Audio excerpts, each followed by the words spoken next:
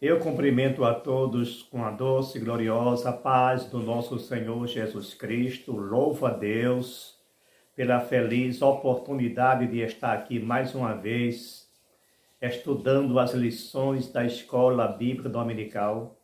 E agora, neste novo ano, nós iremos estudar a primeira lição do trimestre, a primeira lição do ano de 2024. Eu quero aproveitar a oportunidade para agradecer a todos vocês inscritos, a todos vocês membros e todos quanto acompanham estas lições da Escola Dominical, e que Deus vos abençoe e vos recompense de forma extraordinária. Estamos adentrando em um novo ano, e espero que este ano seja bem melhor do que o ano que passou. E que a paz e a prosperidade se faça presente na vida de cada um de vocês. Nós estamos com a primeira lição do trimestre, a primeira lição de 2024, que será ministrada no dia 7 de janeiro. A lição, ela aborda sobre a igreja. É uma lição a respeito de eclesiologia, mostrando logo na capa o corpo de Cristo, que é a igreja, onde mostra a origem, natureza e vocação da igreja no mundo. Então, as três lições que constituem esta revista serão abordadas todas as semanas, para que, durante a ministração presencial nas igrejas, professores e alunos possam também extrair algum subsídio a mais para ser absolvido por vocês, pelos alunos, para um melhor crescimento da nossa vida espiritual, maior conhecimento de Deus.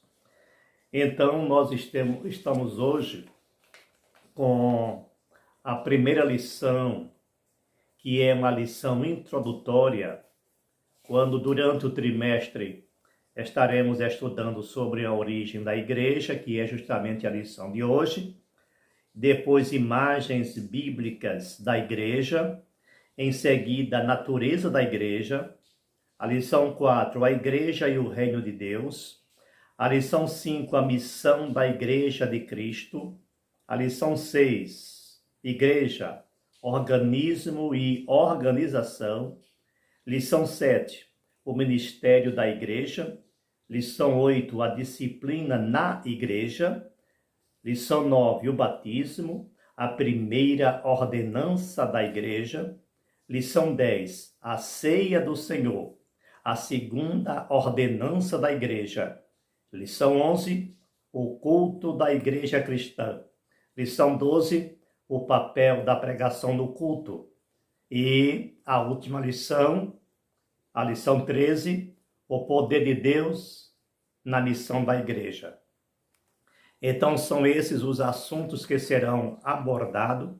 Hoje, na lição introdutória, nós estaremos mostrando justamente a origem da igreja e o seu funcionamento. Nós não vamos entrar em detalhes sobre a igreja em si, porque isso nós abordaremos no decorrer das lições seguintes, conforme já foi mostrado.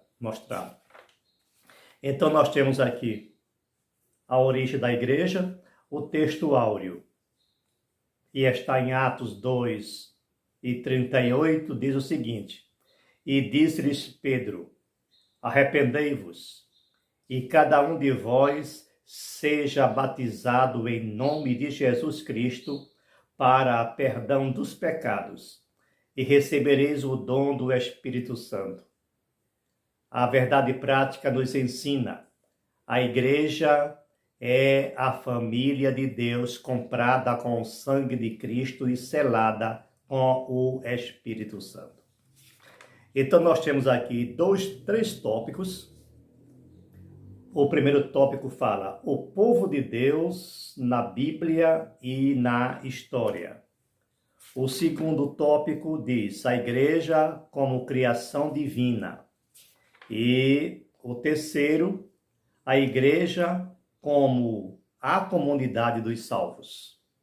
Será isso que nós iremos, de uma forma bastante sintética, abordar para vocês, de antemão, afirmando que a palavra igreja, do grego eclésia, que significa ajuntamento, reunião, congregação, ela teve a sua origem, ou é praticamente baseada na palavra hebraica kahal.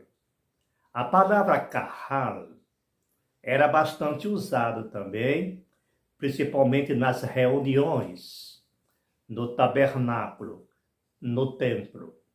O grande diferencial entre a palavra hebraica kahal e a palavra grega eclésia, de um modo geral, elas têm o mesmo sentido, mas que o diferencial é que no Velho Testamento, esta palavra estava direcionada exclusivamente para o povo de Israel, para os judeus. Então, reunião entre o povo judeu, entre os descendentes de Abraão. Agora, qualquer reunião, qualquer convocação feita pelos sacerdotes ou pelos governantes era chamado de kahal. A diferença é que no Velho Testamento, embora tenha a mesma, eu posso dizer assim, a mesma origem, o mesmo sentido, o diferencial é que a palavra eclésia, que ao pé da letra eclésia, significa trazido para fora, ela abrange todos os povos, línguas, tribos e nações reunidos com um só objetivo, com um só propósito, adoração e o serviço a Deus, como também fazia Israel. Só que no Novo Testamento abrange todas as pessoas, de todas as origens, de todas as nacionalidades. Aqueles que são chamados. Então, as pessoas convertidas, as pessoas salvas, as pessoas transformadas pelo poder do Evangelho, as pessoas compradas pelo sangue do Senhor Jesus Cristo, constituem a igreja do Senhor Jesus. Ela foi praticamente oficializada, como dizem alguns comentaristas, no dia de Pentecostes, quando ele foi selada. Então aquilo ali seria, eu posso dizer, a fundação oficial da igreja. Mas ela foi criada na mente de Deus. Ela teve a sua primeira semente plantada no Calvário, ou seja, a grande semente. Ela foi alicerçada em Cristo, no sangue do Senhor Jesus Cristo. Ali constituiu-se a igreja. Depois, durante o ministério do Senhor Jesus na terra, o Senhor dá uma declaração enfática, uma declaração que na realidade ela demonstrava que a igreja estava se formando ou praticamente estava sendo constituída em Cristo. Quando ele falando a Pedro disse: eu digo que tu és pedra, e sobre esta pedra, falando de si mesmo, edificarei a minha igreja. O verbo está no futuro, também no original. A palavra que Jesus Cristo usou, porque ele estava falando naquela reunião com os seus discípulos, e em especial com Pedro, estava falando em aramaico. Então ele usou a palavra kahal, mas na tradução, a Septuaginta, ou seja, a primeira tradução da Bíblia, da Tanakh, a Bíblia hebraica, para a língua grega, o grego koiné, a primeira tradução foi justamente essa, ou seja, do hebraico para o grego koiné, o grego comum, o grego popular, o grego falado por todos o povo da Grécia e outros países e outros povos, que na época era uma língua quase universal, semelhante ao inglês hoje. Todo mundo se via obrigado ou tinha a necessidade de ter algum conhecimento da língua grega. Por isso, houve a necessidade de se traduzir a Bíblia do hebraico para o grego. E quando se traduziu para o grego, a palavra usada, ou seja, a palavra que antes era usada no hebraico kahal, ela foi escrita eclésia, com o sentido já exposto para vocês. Então, no item 1, nós encontramos o povo de Deus na Bíblia e na história. Isso, no Velho Testamento, como diz aqui, o termo kahal tinha esse sentido. Então, dessa forma, kahal era descrito como povo, reunião. A gente pode encontrar isso em Deuteronômio 4 e 10, também Juízes 20 e versículo 2, ou como multidão, ou como congregação, conforme os textos aqui expostos. E o subitem 2, do item 2, do primeiro tópico, tópico 1, desculpe, primeiro tópico, no Novo Testamento, como eu já falei anteriormente, o termo grego eclésia se refere à igreja cristã. Então, enquanto a palavra kahal era designada para os hebreus, para o povo judeu, a palavra eclésia está relacionada com a igreja cristã, com o cristianismo. Então, no contexto neotestamentário, o seu sentido diferenciará do que é dado do Antigo Testamento. O subitem 3 mostra o seguinte: na história cristã, há quem creia que a igreja subsiste, governada pelo sucessor Pedro e pelos bispos em comunhão com ele. Evidentemente, a tradição protestante rejeita esse conceito, visto que ele não se refere ao contexto do Novo Testamento, onde a figura do sucessor de Pedro é totalmente estranha e desconhecida. Não existe um segmento cristão que atribui a fundação da igreja a Pedro. Isso devido à declaração que Jesus fez, conforme está lá em Mateus, quando ele, falando com Pedro, disse: sobre esta pedra edificarei a minha igreja. Mas eu já abordei em outros vídeos sobre este assunto. O Senhor Jesus não estava dizendo que ele ia edificar sobre Pedro a igreja, mas sim sobre ele mesmo.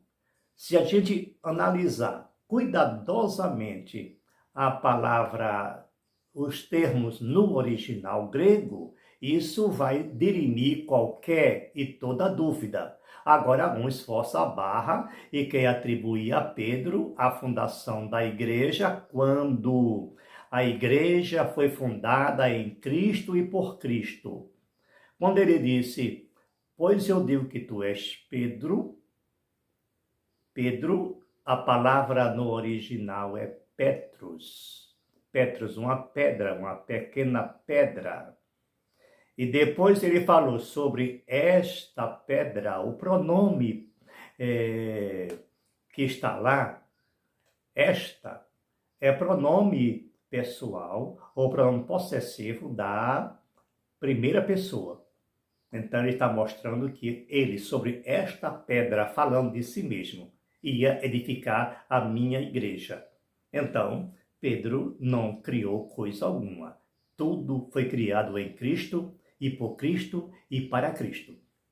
Então, a palavra aqui, o termo já bem conhecido, e está lá em Mateus 16 e 18, vocês podem consultar. Edificarei a minha igreja, Mateus 16 e 18, que na realidade foi a primeira vez que a palavra igreja, nesse sentido, foi mencionada.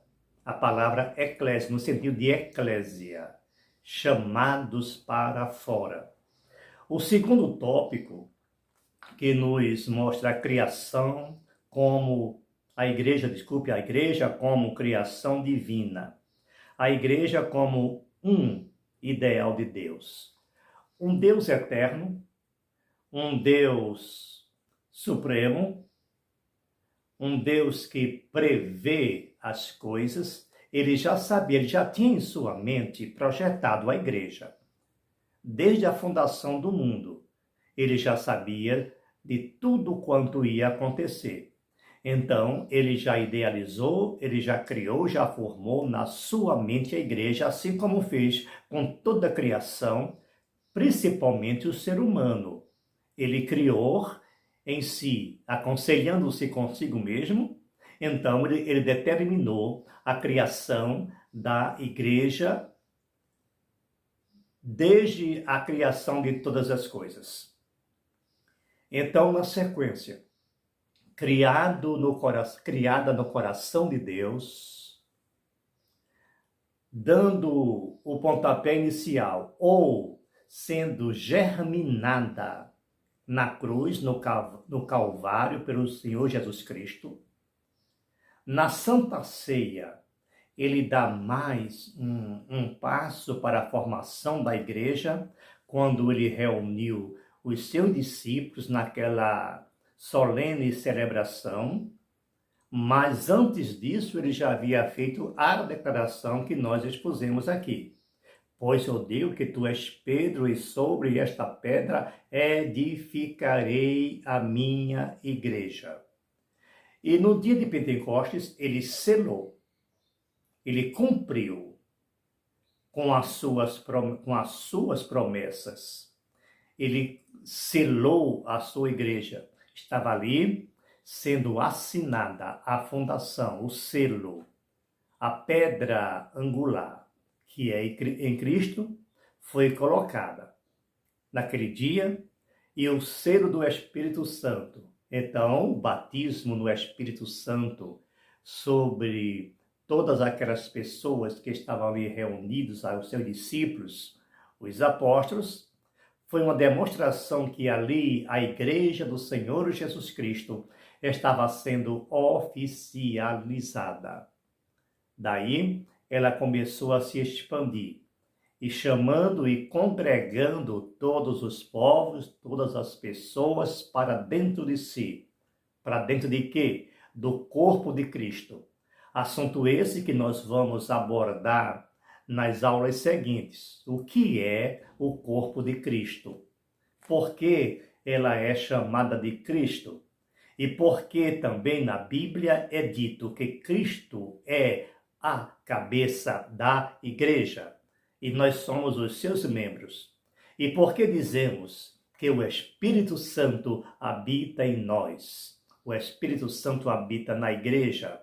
Isso são assuntos que nós iremos tratar justamente durante o decorrer das nossas lições.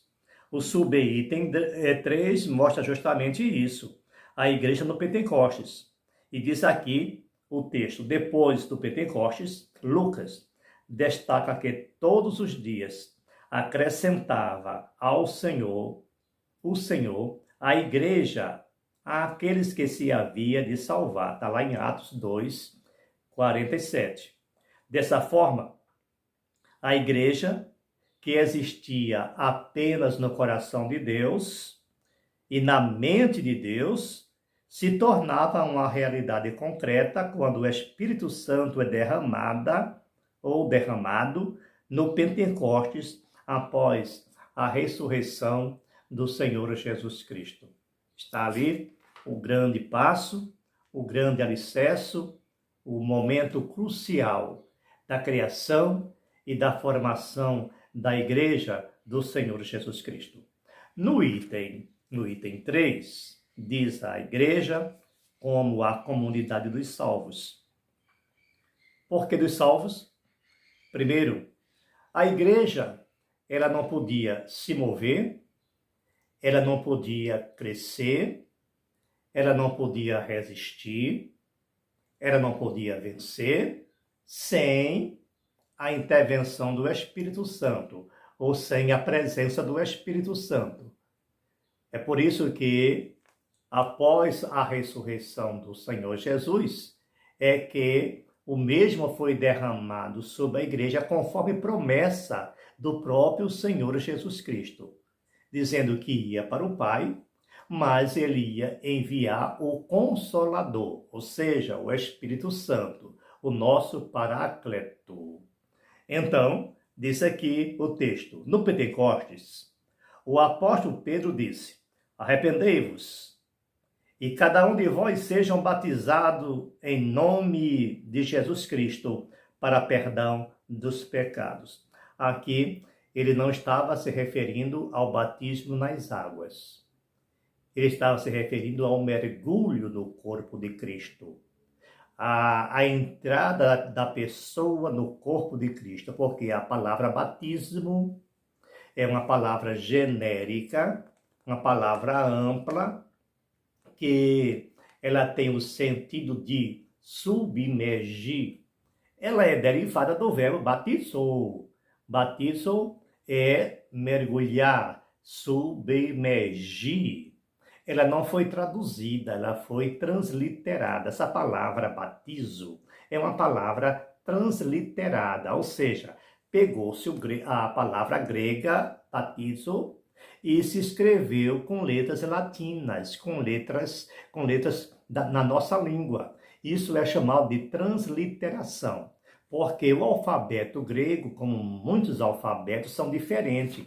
Quem usa o alfabeto latino somos nós, o povo de origem latina, o povo de origem saxônica e muitos outros povos. Ele utiliza o alfabeto A, B, C, D que nós usamos. Mas isso não acontece com a Grécia, não acontece com a Rússia, não acontece com Israel, não acontece com a China, não acontece com o Japão. Quer dizer, inúmeros países usam outro alfabeto. E por isso, quando nós pegamos essas línguas com outro alfabeto e escrevemos no nosso alfabeto as letras correspondentes, então chamamos isso de transliteração. Daí a palavra batizo foi uma palavra transliterada. Se for traduzir, ela fica mais ou menos mergulho. Então, que cada um de vós seja mergulhado no Espírito Santo. Tem esse sentido, mergulhado em Cristo. O que é batizar em Cristo? Mergulhar em Cristo é ir para Cristo, é aceitar, é arrepender-se, porque o grande diferencial da igreja, o grande diferencial do crente, está justamente no arrependimento dos pecados.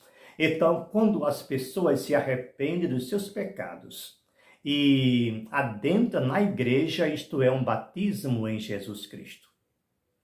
Espero que fique entendido, porque tem gente por aí pregando o batismo nas águas e dizendo: eu te batizo em nome do Senhor Jesus. Em certo sentido está correto, em parte, porque todo crente está batizado em Jesus Cristo.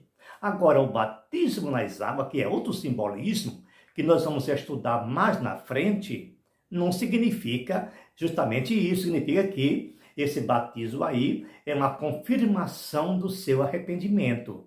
É um simbolismo de um novo nascimento, daí mergulhar nas águas. E isso é feito em nome do Pai, do Filho e do Espírito Santo, conforme o próprio Jesus ensinou. Então, nós vimos aqui no subitem 2 do tópico 3, selado pelo Espírito Santo, que mostra, já foi dito que a igreja tem a sua origem no dia de Pentecostes. Por meio do Espírito de Deus, somos batizados no corpo de Cristo, a igreja, então passamos a fazer parte dela. É exatamente isso o que o apóstolo Paulo diz aos Coríntios na sua primeira carta: pois todos nós fomos batizados em um espírito, formando um corpo, quer judeus, quer grego, quer servos, quer livre, e todos temos bebido de um mesmo espírito. Isso é a metáfora. Isso é uma figura de linguagem. Batizar, beber do Espírito, mergulhar no Espírito, é uma forma de expressão para fins didáticos, para a melhor compreensão dos ouvintes. Então, aqui está justamente no item 3, o batismo de Cristo e o batismo do Espírito. Então, diz aqui o comentarista, que eu vou ler textualmente, o apóstolo Pedro, que exortou os presentes no dia de Pentecostes a se arrependerem, e também disse: e recebereis o dom do Espírito Santo. Está lá em Atos 2:38. Assim podemos afirmar que Cristo batizou os crentes com o Espírito Santo e com fogo, um batismo de capacitação, enquanto o Espírito os batizou no corpo de Cristo, um batismo de iniciação, formação da igreja. Então, diletos irmãos, queridos ouvintes, esta é a forma ou a origem da igreja, como ela é estruturada. Ela foi formada em Cristo, ela é dirigida por Cristo, porque é Cristo a cabeça da igreja. Então, se ele é a cabeça, é ele quem comanda, é ele quem dita as normas, daí ela não é uma instituição somente humana. Antes de ser um organismo humano, ela é também um organismo divino, um corpo místico, um corpo sobrenatural. Amém? Que o Senhor vos guarde, que o Senhor vos abençoe e que as lições seguintes possa trazer para vocês mais e melhores enriquecimentos. Eu agradeço a sua presença, a sua participação. Não deixe de se inscrever no canal. Se você está aqui pela primeira vez, por gentileza, dá o seu like, acione o sininho, para que todas as vezes que nós lançarmos outros vídeos, não somente sobre a EBD, mas também outros assuntos, você possa ser notificado e possa receber esses estudos para a honra e glória do nome do Senhor Jesus. Que Deus vos abençoe e, mais uma vez, feliz Ano Novo.